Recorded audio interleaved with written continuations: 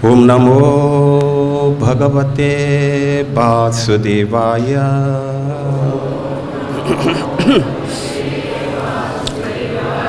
ओम नमो भगवते वासुदेवाय।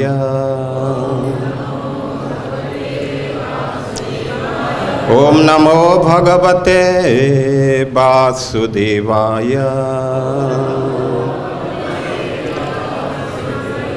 नारायणं नमस्कृत्य नरं चैव नरोत्तमं देवीं सरस्वती व्यासं ततो जयमुदीरये।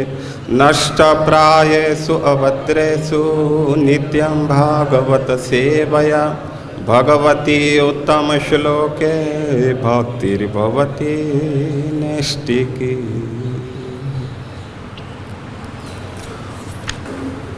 तो ग्रंथराज श्रीमद् भागवत से पठन स्कंद 7 अध्याय 7 और श्लोक संख्या 2 से लेकर के और 9 श्लोक तक है। तो हम 9 की पुनरावृत्ति कर लेते हैं, इसके बाद में हम फिर पढ़ देंगे उसको पीछे से, ठीक है ना। श्री नारदोवाच इंद्रोवाच। श्री इंद्रोवाच आस्ते अस्या जठरे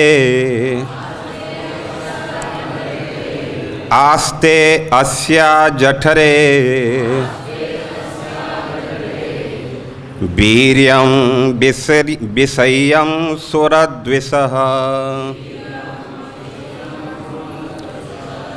वीर्यं विषय्यं सुरद्विषः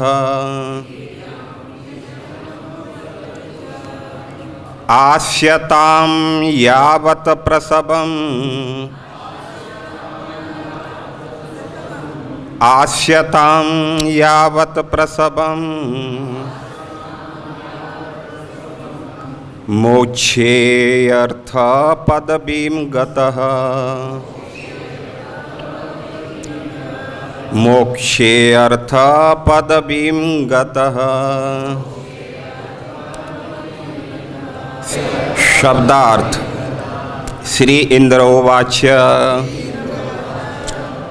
राजा इंद्र ने कहा,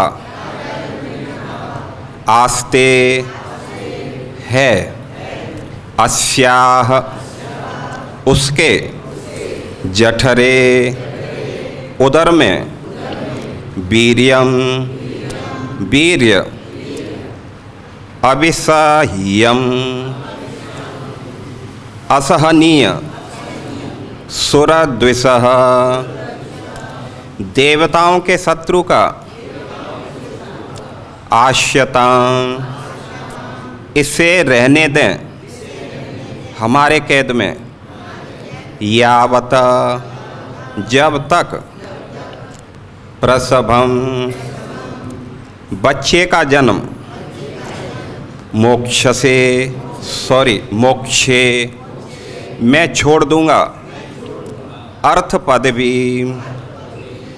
मेरे लक्ष्य का मार्ग, गतः प्राप्त हुआ। अनुवाद और तात्पर्य अवैचनार भक्ति वेदांत स्वामी श्रील प्रभुपाद जी के द्वारा। अनुवाद इस प्रकार हैं। राजा इंद्र ने कहा, इस असुर पत्नी के गर्भ में उस महाअसुर हिरण्याकश्यप का वीर्य है, अतएव इसे तब तक हमारे संरक्षण में रहने दें जब तक बच्चा उत्पन्न नहीं हो जाता, तब हम इसे छोड़ देंगे। तात्पर्य। स्वर्ग के राजा इंद्र ने प्रहलाद महाराज की माता को इसलिए बंदी बनाना चाहा क्योंकि उसने सोचा कि उसके गर्भ में दूसरा असुर, दूसरा हिरण्याकश्यप बैठा है। अतएव सर्वोत्तम उपाय यही होगा कि जब यह बच्चा उत्पन्न हो तो उसे मार डाला जाए और तब स्त्री को मुक्त कर दिया जाए। ओम अज्ञानं तिमिरान्धस्य ज्ञानं जना शलाकया चक्षु उन्मीलितं येन तस्मै श्रीगुरुवे नमः। श्रीचैतन्यमनोभीष्टं स्थापितं येन भूतले स्वयं रूप कदा मह्यं ददाति स्वपदान्तिकं। वन्दे अहं श्रीगुरो श्रीयुतपदकमलं श्रीगुरून् वैष्णवांश्च श्रीरूपं साग्रजातं सहगण रघुनाथान्वितं तं सजीवं साद्वैतं सावधूतं परिजनसहितं कृष्णचैतन्यदेवं श्रीराधाकृष्णपादान् सहगण ललिता श्रीविशाखान्वितांश्च। नमः ॐ विष्णुपदाय कृष्णपृष्ठाय भूतले श्रीमते भक्तिवेदांत स्वामी इति नामिने। नमस्ते सरस्वती देवे गौरवाणी प्रचारिणे निर्विशेषशून्यवादी पाश्चात्यदेशतारिणे। हे कृष्ण करुणा सिंधु दीनबंधु जगत्पते गोपेश गोपिकाकांत राधाकांत नमोऽस्तुते। तप्त कांचन गौरांगी राधे वृंदावनेश्वरी वृषभानुसुते देवी प्रणमामि हरिप्रिये। वाञ्छाकल्पतरुभ्यस्य च कृपा सिन्धुभ्य एव च पतितानां पावनेभ्यो वैष्णवेभ्यो नमो नमः। जय श्री कृष्ण चैतन्य प्रभु नित्यानंद श्री अद्वैत गदाधर श्रीवासादि गौर भक्त वृंद। हरे कृष्णा कृष्णा कृष्णा हरे हरे हरे राम राम राम हरे हरे। मूकं करोति वाचालं पंगुलंघयते गिरिं यत्कृपातमहं वन्दे परमानन्दमाधवं श्रीगुरुदीनतारिणम्। भूतैर्महद्वीय इमां पुरो विभो निर्मायसेते यदमुष पुरुष भुङ्क्ते गुणान् षोडशात्मकं सोऽलङ्कृशिष्ट भगवान् बचांसि मे सोऽलङ्कृशिष्ट भगवान् बचांसि मे।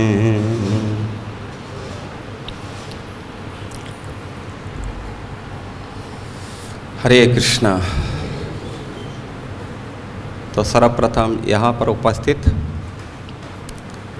जितने भी भक्तगण बैठे हुए हैं, वैष्णव और वैष्णवीगण, सभी के लिए हम इस प्रातःकालीन भागवत सत्र में हार्दिक स्वागत करते हैं और आप सभी के लिए भगवान के श्री चरण कमलों में प्रार्थना करते हैं कि आप सभी का मन भगवान के चरणों में लगा रहे और आप हमारे लिए भी प्रार्थना करें कि हमारा भी मन भगवान के चरणों में लगा रहे। साथ साथ में इस भागवत के ऊपर कुछ बोलने के लिए, इसके लिए भी हम आशीर्वाद चाहते हैं आप सभी का। हरे कृष्ण। तो ये जो प्रसंग चल रहा है, प्रहलाद महाराज के गर्भ में क्या, प्रहलाद ने गर्भ में क्या सीखा, इसके पहले प्रहलाद महाराज ने अपने सहपाठियों को भागवत धर्म का बहुत ही सुंदर उपदेश किया। जब प्रहलाद महाराज ने भागवत धर्म का उपदेश किया और विशेष करके उन्होंने इस मानव जीवन की महत्ता को बताया कि मनुष्य शरीर कितना महत्वपूर्ण है हमारे लिए, तो इसलिए जो भजन है वो साथ साथ में क्या करना चाहिए, बचपन से ही प्रारंभ कर देना चाहिए। क्योंकि एक तो जो है मनुष्य शरीर हमेशा रहने वाला नहीं है, एक ऐसा है अत्यंत अल्प है। अत्यंत अल्प का मतलब होता है ये किसी भी समय हमारा साथ छोड़ सकता है। लेकिन दूसरा उन्होंने बताया कि जो भजन है केवल मनुष्य शरीर से ही संभव है। तो इसलिए हमें क्या करना चाहिए? कौमारः आचरेत प्राज्ञः। जो बुद्धिमान मनुष्य होंगे, आप तो सभी बुद्धिमान है ही हैं, लेकिन और भी जो हैं, जो भी विद्वान हैं और बुद्धिमान हैं, उसका परम कर्तव्य बनता है कि भगवान का भजन बचपन से ही प्रारंभ कर देना चाहिए। तो इस प्रकार जो है उन्होंने बताया कि दुर्लभ मानस जन्मम तद अपि अध्रुवम अर्थदम, क्योंकि अर्थ देने वाला है मनुष्य शरीर, और दूसरे में किसी में अर्थ नहीं मिलता है कि नहीं? मनुष्यों को ही अर्थ मिलता है, पशुओं को तो कोई धन देने के लिए नहीं आता, देता जो भी है मनुष्यों को ही देते हैं। तो इसलिए अर्थ भी मिलता है, और सबसे बड़ा जो अर्थ है वो है भगवत प्राप्ति या भगवत भजन। ये भगवत भजन ये सबसे बड़ा इस संसार का अर्थ है, और वो केवल मनुष्य शरीर में ही संभव है। दूसरा उन्होंने इस बात के ऊपर वर्णन किया कि व्यक्ति को चाहिए कि संसार के भौतिक विषयों में उसे अधिक लिप्त नहीं होना चाहिए, और इसके लिए अधिक प्रयास भी नहीं करना चाहिए। ततः प्रयासो न कर्तव्यं यत आयु अव्यय व्ययम, मतलब उस वस्तु के लिए अधिक प्रयास नहीं करना चाहिए जिसके लिए प्रयास करने पर सार तो कुछ मिलेगा नहीं, लेकिन लॉस बहुत होगा हमारा। तो कहने का आशय ये है कि प्रहलाद महाराज इस बात को संकेत करना चाहते हैं कि इस संसार के अंदर जो सुख है, दुख है, मान है, सम्मान है, प्रतिष्ठा है, धन है, गरीबी है, जो कुछ भी है वो तो भाग्य के अनुसार पूर्व निर्धारित कर दिया गया है। इसके लिए अधिक प्रयास करने की ज़रूरत नहीं करनी पड़ती। इसके लिए तो थोड़ा सा प्रयास करेंगे फट हो जाएगा, जो मिलना होगा मिलेगा, नहीं मिलेगा तो हरिबोल होगा। तो इसके लिए संसार में प्रहलाद महाराज बताते हैं कि इसमें केवल अपना आयु को ही व्यय करना है, नष्ट करना है। इसलिए किसके लिए प्रयास करना चाहिए? न तथा बिंदते छेवम मुकुंद चरणार अम्बुजम, अर्थात उसे भगवत प्राप्ति के लिए जो है प्रयास करना चाहिए, क्योंकि भगवान का जो भजन है वो किसी कर्म पर डिपेंड नहीं करता। ये जो है करेंगे तो होगा अथवा नहीं होगा। इसलिए संसार में केवल एकमात्र कुछ करना है तो भगवान का भजन ही करना चाहिए। तो इस प्रकार उन्होंने जो है बहुत बहुत उपदेश दिए, जिसके बारे में आप लोग सभी सुने। अंत में जो है उनको बड़ा आश्चर्य हुआ, उनके जो सहपाठी थे उनको बड़ा आश्चर्य हुआ, और उन्होंने प्रहलाद से प्रश्न कर दिया कि प्रहलाद तुम तो हमारे साथ में भाई जन्मे, हमारे साथ साथ में खेले कूदे, घर से जब तुम निकले लगभग साथ ही साथ तो हम निकले थे। दूसरा जो टीचर जहाँ से शिक्षा आपने लिए वहीं से हम ले रहे हैं, इसके पहले तो न तुम लिए न हम लिए। फिर तुम इतना बड़ा जो है दिव्य उपदेश दे रहे हैं, ये सब तुमने कहाँ से सीख लिया? तो उसके बारे में जो है प्रहलाद ने कहा कि मैंने ये सब नारद जी से सीखा था, और अभी नहीं सीखा, ये मैंने माँ के गर्भ में ही सब कुछ सीख लिया था। तब तो उनका आश्चर्य और ही बढ़ गया। बोला कैसी बात करते हो भाई, तुम्हारी माँ का जो है संपर्क नारद जी के साथ में कहाँ हुआ, कहाँ उनकी भेंट हुई? तो उसी बात को आज के जो है इस अध्यायों में, इस श्लोकों में जो है हम छोड़ चुके हैं, अब उनको हम बोलेंगे। उसमें जो है नारद जी के उस मतलब जो माता के साथ में उनका जो संपर्क हुआ था, जहाँ से उपदेश माता को दिए थे, और चूँकि मैं गर्भ में था इसलिए माता को तो माध्यम बनाए थे नारद जी, लेकिन वास्तव में वो किसको उपदेश कर रहे थे? तो मेरे को उपदेश कर रहे थे। इसलिए मैंने माँ के गर्भ में ही नारद जी के मुखारविंद से मैंने उन सबको अच्छी तरह से श्रवण किया है, और श्रवण भी नहीं किया, वो सब कुछ A to Z मुझको याद है। तो बता रहे हैं कि जो है श्री प्रहलादोवाच, दूसरे श्लोक से बता रहे हैं, बोल रहे हैं पितरी प्रस्ते अस्माकं तपसे मदराचलम युद्ध्योद्दमं परम चक्रु विबुधा दानवान प्रति। प्रहलाद महाराज ने कहा जब हमारे पिता हिरण्यकश्यपु कठिन तपस्या करने के लिए मद्राचल पर्वत चले गए तो उनकी अनुपस्थिति में इंद्र इत्यादि देवताओं ने युद्ध में सारे असुरों का दमन करने का भारी प्रयास किया। अब याद कर रहे हैं कि जब मेरे पिता स्वर्ग के राजा थे, हालांकि उन्होंने देवताओं का दमन कर लिया था पहले ही, और स्वर्ग के जो है जहाँ इंद्र बैठता है जिस इंद्रासन पर, उस पर जो है हिरण्याकशिपु बैठता था। लेकिन उन्होंने सोचा कि और कुछ ऊपर बढ़ना है, ब्रह्मलोक तक जाना है, तो मेरे को क्या करना पड़ेगा, और कुछ आध्यात्मिक बल अर्जित करना पड़ेगा। हिरण्याकशिपु इस बात को अच्छी तरह समझता था कि भौतिक बल से ज़्यादा हम उन्नति प्राप्त नहीं कर सकते, तो इसलिए यदि हमें बहुत कुछ अच्छा करना है तो उसके लिए आध्यात्म बल की जरूरत पड़ती है। इसलिए तो ऋषभदेव ने ये नहीं कहा कि मेरे पुत्रों तुम जो है युद्ध करते रहो और सारे पृथ्वी को जो है अपने कब्जे में ही रहो, कोई लेकर के नहीं जाए। उन्होंने कहा था तपो दिव्यम पुत्र का ये न सत्वम शुद्धयेत यस्मात् ब्रह्म सौख्यम तो अनंतम। ऋषभदेव ने कहा था अपने 100 पुत्रों को, देखो तुम जो है भगवान का भजन करो, तपस्या करो, क्योंकि तपस्या से ही सही शक्ति ताकत जो है हासिल होती है। उस प्रसंग में हम देखते हैं विश्वामित्र के प्रसंग में और वशिष्ठ जी के प्रसंग में, विश्वामित्र की बहुत बड़ी सेना थी उस समय, विश्वामित्र राजा थे, वशिष्ठ जी केवल सिंगल थे। लेकिन आगे इसको हम बताएंगे, तो लेकिन थोड़ा सा कुछ बात हुई। तो विश्वामित्र ने क्या किया, अपनी सारी सेना लेकर के अकेले वशिष्ठ के ऊपर आक्रमण कर दिया।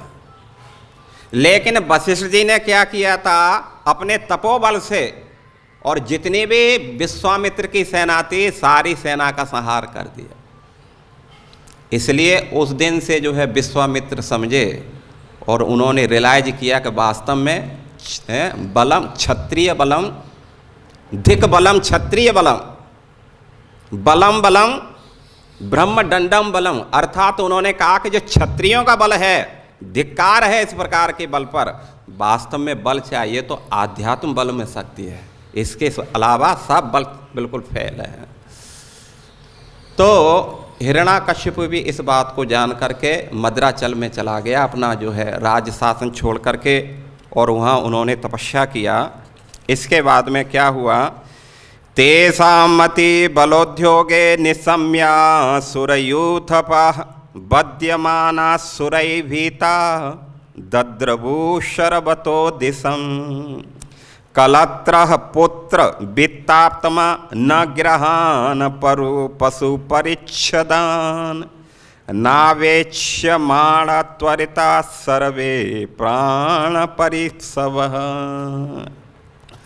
प्रहलाद ने कहा कि एक के बाद एक मारे जाने पर जब असुरों के महान नायकों ने लड़ाई में देवताओं का अभूतपूर्व पराक्रम देखा तो वे तितर बितर होकर सभी दिशाओं में भागने लगे। अर्थात हिरण्याकशिपु की उपस्थिति का लाभ उठाया देवताओं ने और उन्होंने आक्रमण किया, स्वर्ग पर आक्रमण किया, क्योंकि उस समय स्वर्ग पर असुर लोग उपस्थित थे। तो इसलिए देवताओं का अथक प्रयास और बल के कारण जो है असुर उसको जो है उनकी मार को सहन नहीं कर सके और अपना घर वार सब छोड़ छाड़ करके और जो है तितर बितर हो गए। अपने प्राणों की रक्षा के लिए वे अपने घरों, पत्नियों, बच्चों, पशुओं, घर के सारे साज सामान को छोड़कर जल्दी जल्दी भाग लिए। उन्होंने इन सब की परवाह नहीं की और बस भाग गए। ब्लूमपन राज शिविर मम राजय कांक्षिण इंद्रस्तु राजमहसी मातरम मम चाग्रहीत। विजयी देवताओं ने असुरराज हिरण्याकशिपु के महल को लूट लिया और उसके भीतर की सारी वस्तुएं नष्ट भ्रष्ट कर दी। तब स्वर्ग के राजा इंद्र ने मेरी माता को बंदी बना लिया। ये बात कौन कह रहा है? प्रहलाद महाराज बोल रहे हैं, अपने मित्रों से बोल रहे हैं कि इंद्र ने क्या किया इंद्र ने जो है देवताओं को, अपने जो है सारे देवताओं को मिल करके, और इंद्र ने क्या किया, असुरों को जो है स्वर्गलोक से भजा दिया और उनके जो है सारे महलों पर आक्रमण कर लिया, वो अधिकार कर लिया। और उसी समय जिस महल में हिरण्याकशिपु रहता था, उस महल में उनकी जो पत्नी थी, धर्म पत्नी, जिसका नाम था कयाधु, इंद्र ने क्या किया था, उसको बंदी बना लिया।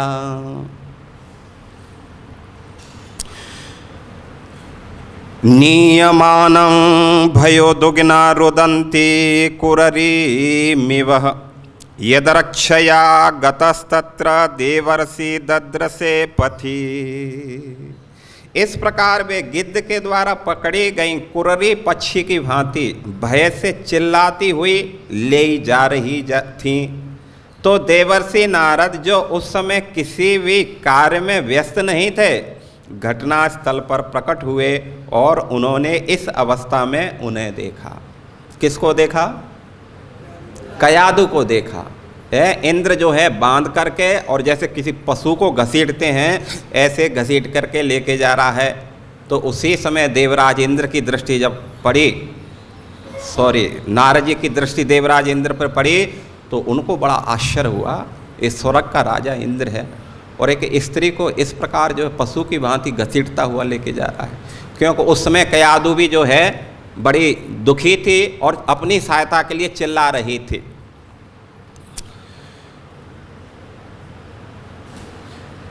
प्राह नैनाम सुरपते नेतु महस्य नागसम मोक्ष मोक्ष महाभाग सती पर परिग्रहम।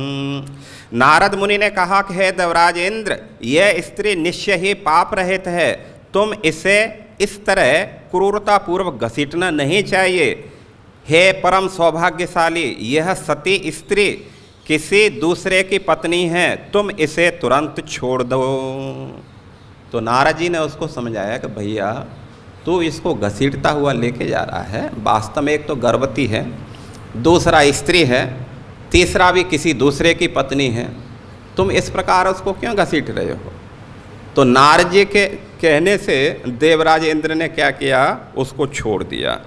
तो इंद्रोवाच, इंद्र बोल रहे हैं, क्या बोल रहे हैं आज के श्लोक में? तो आस्ते अस्या जठरे वीर्यं विषय्यं सुरद्वसः आश्यता यावत प्रसवं मोक्षे पद अर्थ पदवीं गतः। राजा इंद्र ने कहा, इस असुर पत्नी के गर्भ में उस महाअसुर हिरण्याकशिपु का वीर्य है, अतः इसे तब तक हमारे संरक्षण में रहने दें जब तक बच्चा उत्पन्न नहीं हो जाता, तब इसे छोड़ देंगे। तात्पर्य में प्रभुपाद जी बोल रहे हैं कि स्वर्ग के राजा इंद्र ने प्रहलाद महाराज की माता को इसलिए बंदी बनाना चाहा क्योंकि उसने सोचा कि उसके गर्भ में दूसरा असुर, दूसरा हिरण्याकशिपु बैठा है। अतः सर्वोत्तम उपाय यही होगा कि जब तक यह बच्चा उत्पन्न हो तो उसे मार डाला जाए और स्त्री को मुक्त कर दिया जाए। तो अब इसमें जो है सोचने वाली बात ये है, पहली बात तो ये सोच मतलब इसमें निकल कर के आ रही है कि जैसे इंद्र ने ये अनुमान लगाया कि कयाधु के गर्भ में एक हिरण्याकशिपु जो असुर है और असुर का वीर्य इसके अंदर है, इसलिए ये जो बच्चा उत्पन्न करेगी वो भी कैसा होगा, एक असुर होगा। इसलिए जो है एक हिरण्याकशिपु से जो है हमारा जीना हराम है, तो ये दूसरा हिरण्याकशिपु जब पैदा होगा तब तो कुछ कहना ही नहीं है। इसलिए इंद्र ने नारद जी से बताया कि देखो इसके जो है जब बच्चे को ये प्रसव करेगी तो उस समय मैं छोड़ दूंगा। तो सिद्धांत ये निकल कर के आ रहा है कि इंद्र ने कोई देखा नहीं कि उसके उदर में जो है असुर बच्चा है या भक्त बच्चा है कि नहीं? केवल उसने क्या लगाया, एक अनुमान लगाया। लेकिन वास्तविक रूप से देखा जाए तो अनुमान तो सब जगह फिट नहीं बैठता, अनुमान तो अनुमान ही होता है। शास्त्रों में 3 प्रकार के प्रमाण हैं, वैसे तो 10 प्रकार के, लेकिन उनमें 3 प्रकार के मुख्य हैं। तो पहला प्रमाण है प्रत्यक्ष प्रमाण, किसी वस्तु को देख करके उसकी यथास्थिति को समझा जा सकता है कि वो वस्तु कौन सी है। लेकिन कभी कभी ये अनुमान भी, ये प्रमाण भी हमारा प्रत्यक्ष देख करके भी ये भी फेल मार जाता है। होता है कि नहीं होता है? प्रत्यक्ष देख करके भी हमारा ये प्रमाण है ये फेल हो जाता है, क्योंकि जो भी इंद्रियों के द्वारा देखा जा रहा है, चूँकि इंद्रियां दोष युक्त हैं, 4 प्रकार के दोषों से ये युक्त हैं, इसलिए जो कुछ भी हम करते हैं, देखते हैं, सुनते हैं, खाते हैं, वो सब दोषपूर्ण ही होता है। तो इसलिए सिद्धांत ये निकल के आ रहा है कि जो प्रत्यक्ष प्रमाण है, साक्षात इंद्रियों के द्वारा डायरेक्ट जिस चीज़ को हम देख रहे हैं, वो प्रमाण जब फेल हो जाता है तो अनुमान प्रमाण तो जो है पहले से ही फेल पड़ा हुआ है। जिसका उदाहरण देते हैं, जैसे प्रत्यक्ष प्रमाण में हम सूर्य को देखते हैं तो सूर्य कोई हमें 10-20 किलोमीटर लंबा चौड़ा दिखाई नहीं देता है कि नहीं? कभी दिखाई नहीं दिया ऐसा कि चलो भाई उस कैसा दिखाई देता है? जब भी देखो, जब आंख बिल्कुल बहुत बड़ी होंगी, थाली की जैसे परात जैसा दिखाई दे सकता है, लेकिन इससे बड़ा तो किलोमीटर या 2-4 किलोमीटर तक तो कभी देखा नहीं, आज तक देखा नहीं। लेकिन वास्तव में सूर्य कितना बड़ा है? पृथ्वी से भी कई गुना बड़ा है। यदि सूर्य यदि टूट करके नीचे आए तो पृथ्वी को रसातल में भी ढूंढने से नहीं मिलेगा, इतना बड़ा है। लेकिन फिर भी हम क्या करते हैं, उसको देख करके, आँखों से देख करके उसका अनुभव नहीं कर पाते इतना उसकी असली स्थिति का।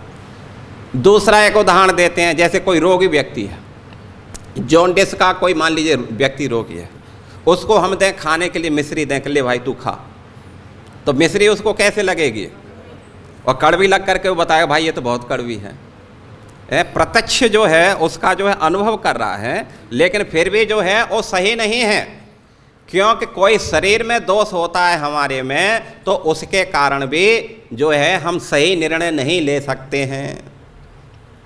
तो अनुमान प्रमाण के बारे में तो फिर कहना ही क्या, अनुमान तो अनुमान ही है। आप देखो कभी कभी जैसे अनुमान के बारे में देखते हैं, जैसे अनुमान प्रमाण है, कभी कभी हम देखते हैं बरसात के समय, इस समय पहाड़ों से धुआं निकलता है कि नहीं निकलता है? उसका क्या अनुमान लगाते हैं हम? आग का अनुमान लगाते हैं। लेकिन वास्तव में वो पहाड़ स्वाभाविक ही क्या करते हैं? धुआं दे रहे हैं, उनके अंदर अग्नि नहीं है, वो स्वाभाविक ही जो है धुआं दे रहे हैं। इसलिए हम ये नहीं कह सकते कि वहाँ अग्नि है। और भी जो है जैसे उदाहरण देखा जा सकता है, आप लोगों ने सुना है कि नहीं सुना है, मैं एक सुनी सुनाई बात कह रहा हूँ।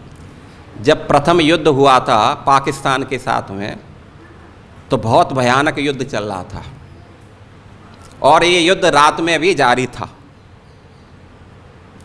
तो क्या हुआ, इधर भारत की तरफ से कुछ नई टेक्निक निकाली और उन्होंने क्या किया कि रात्रि के समय हजारों की संख्या में भेड़ों को एकत्रित किया और उनके गले में लालटेन बांधी जलती हुई और उसको छोड़ दिया।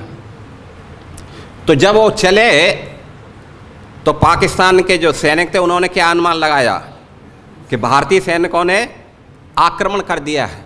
तो इसलिए अब चूँकि भारत है सामने, तो इसलिए पाकिस्तान तो कोई डंडा पत्थर लेकर के नहीं आया होगा, वो भी पूरी शक्ति से आया और उसने क्या किया, मतलब अपनी पूरी शक्ति उन पर लगाए। और बाद में फिर जब पूरी शक्ति उनकी ख़त्म हुई तो बाद में जो है भारतीय सेना ने क्या किया, फिर उनके ऊपर आक्रमण किया और बुरी तरह से, अच्छी तरीक़ा से, बिना कुछ शक्ति व्यय किए आसानी से उनको परास्त किया। तो जो उन्होंने जो अनुमान लगाया था, वास्तव में वो अनुमान सही नहीं लगा। और भी एक उदाहरण देते हैं, देखो अनुमान ही है।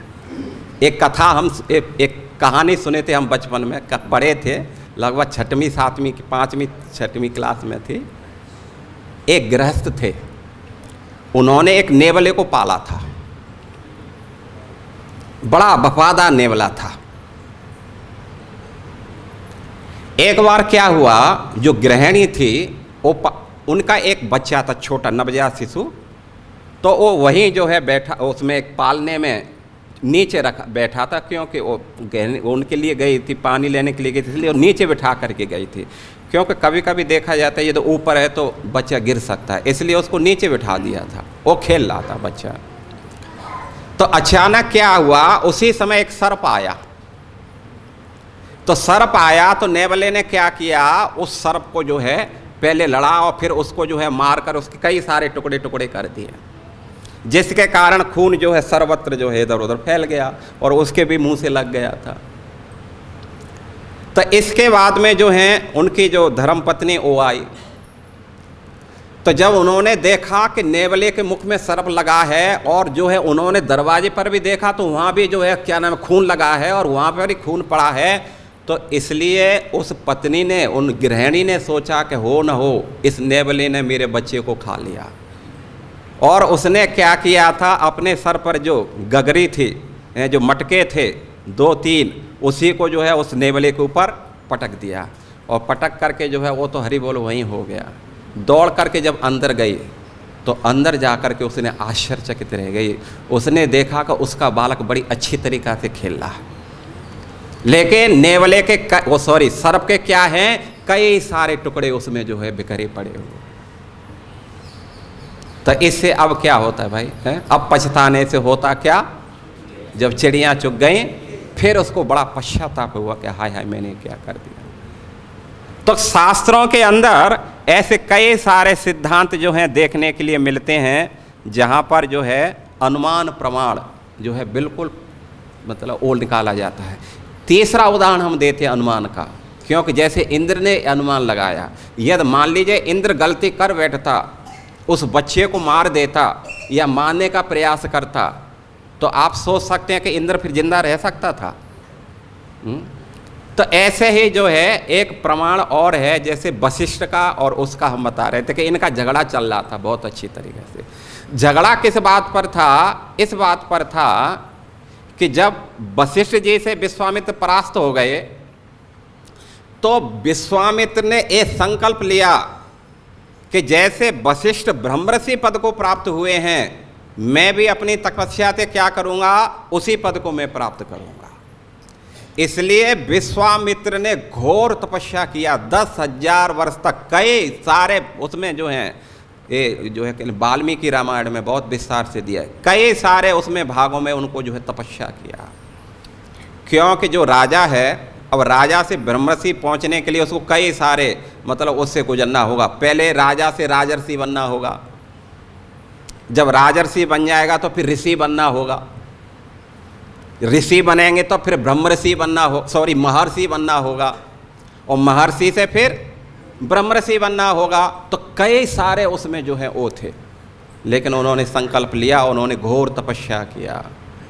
उसकी तपस्या का ये प्रभाव हुआ कि चारों तरफ जो है हाहाकार मच गया, सब लोग प्रशंसा करने लगे।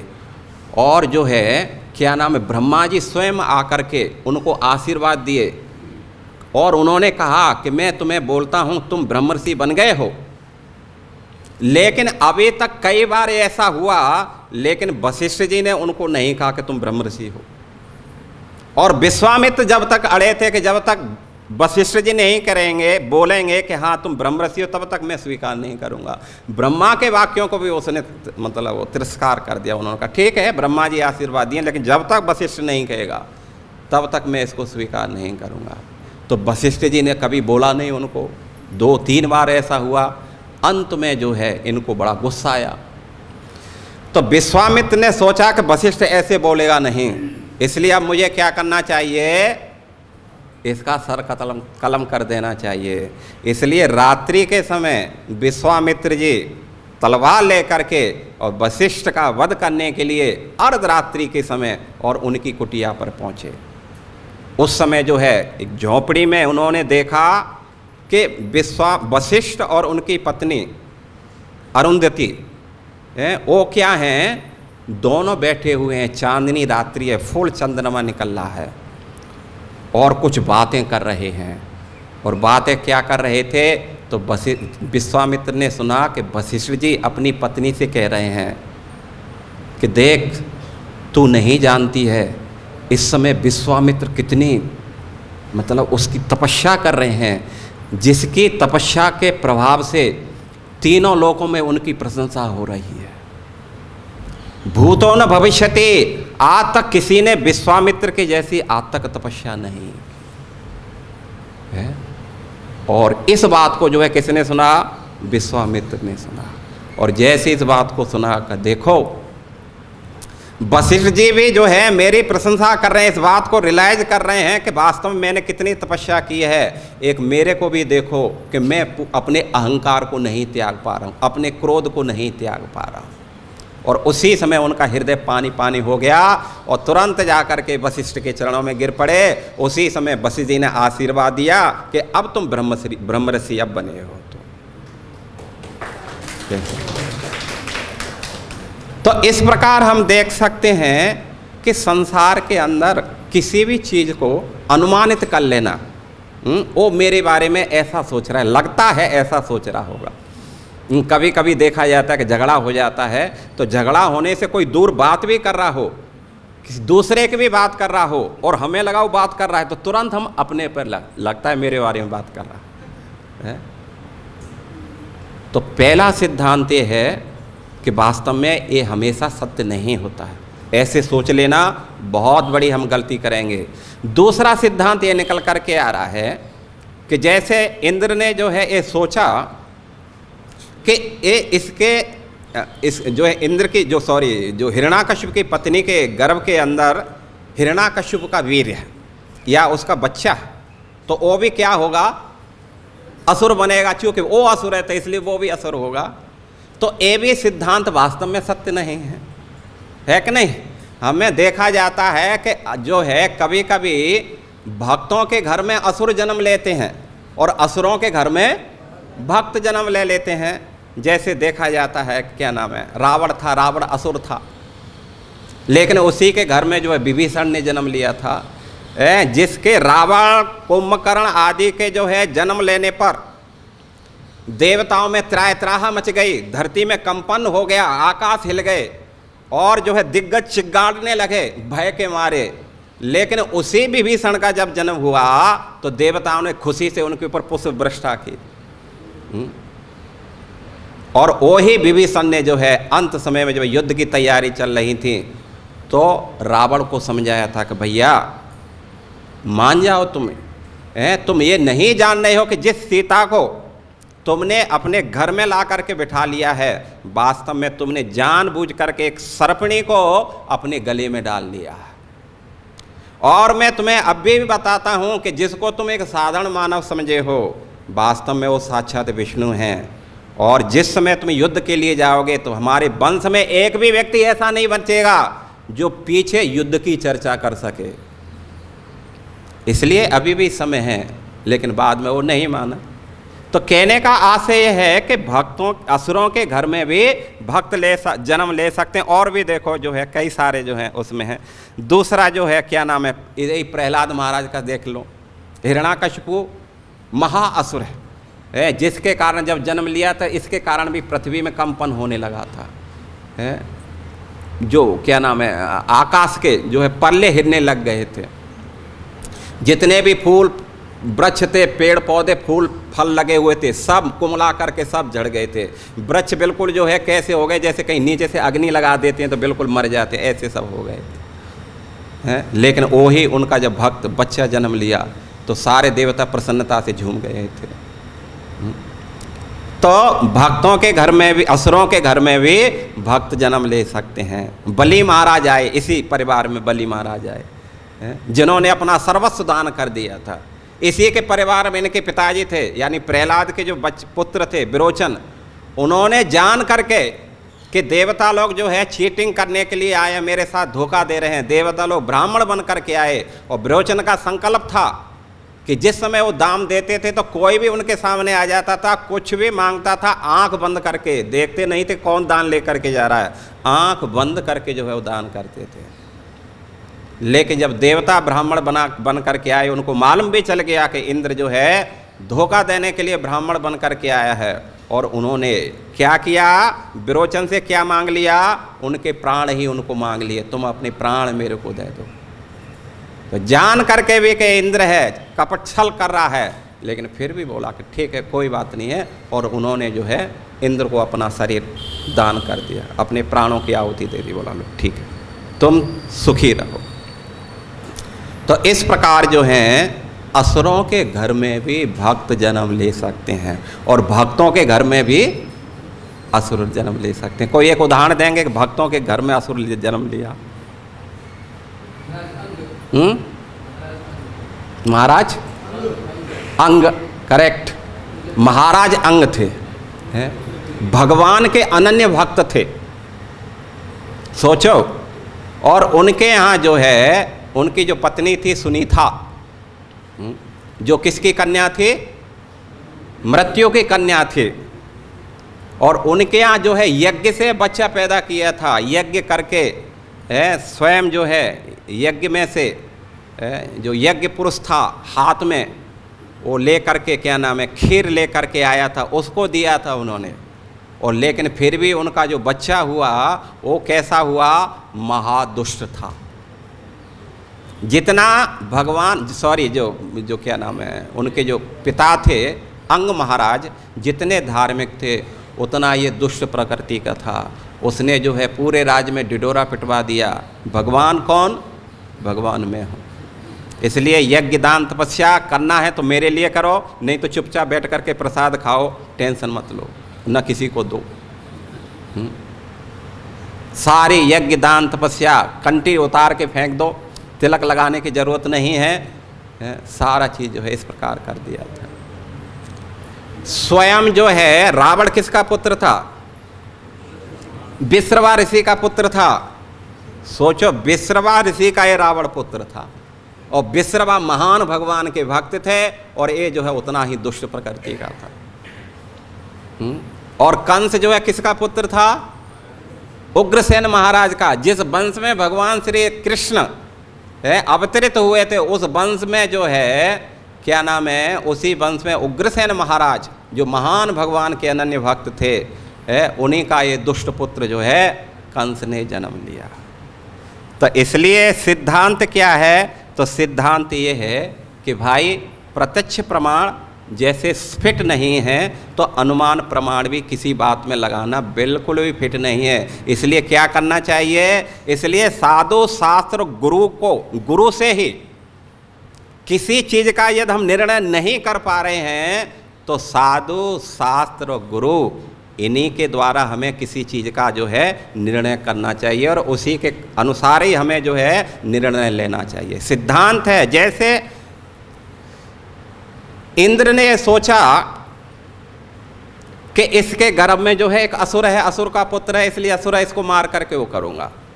लेकिन नारद जी ने उनको समझाया कि भाई ये असुर नहीं है, वास्तव में इसके गर्भ में कौन है? इसके गर्भ में तो भगवान का अनन्य भक्त है। तुम क्या समझ रहे हो कि जो है ये असुर है? नहीं, बिल्कुल भी गलती मत कर देना, ये असुर नहीं है, भगवान का भक्त है।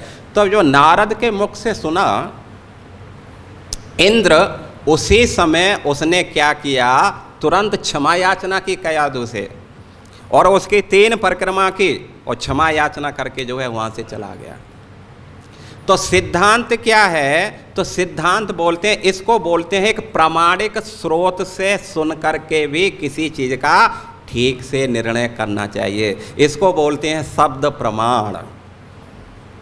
पहला प्रमाण हो गया अनुमान प्रत्यक्ष प्रमाण, दूसरा अनुमान प्रमाण, तीसरा शब्द प्रमाण। शब्द का मतलब होता है शास्त्र प्रमाण, क्योंकि शास्त्र अपौरुषेय हैं, ये किसी साधारण व्यक्ति के द्वारा लिखे नहीं गए हैं। इसलिए शास्त्रों में जो 4 प्रकार के दोष हैं, भ्रम, प्रमाद, विप्रलिप्सा, करणापाटक और आर्ष, वाक्य नहीं दोष ए ही सब।